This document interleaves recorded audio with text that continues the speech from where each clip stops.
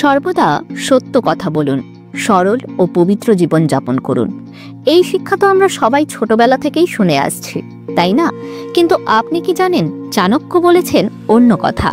চাণক্য বলেছেন শুধু সরল ও পবিত্র জীবন যথেষ্ট নয়, সতর্ক থাকা ঠিক ততটাই জরুরি।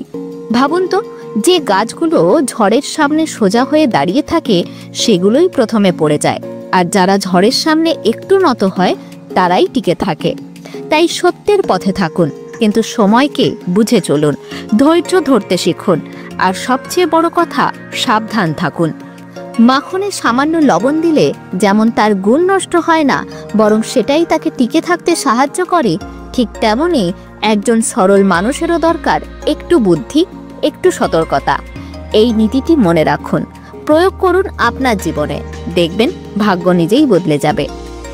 যদি সত্যি আপনি জীবনের প্রতিটি সিদ্ধান্তে চাণক্যের জ্ঞানকে কাজে লাগাতে চান, তবে এক্ষুনি আমাদের চ্যানেলটিকে সাবস্ক্রাইব করে রাখুন আর প্রতিদিনের নীতি শুনে বদলে দিন নিজের জীবন।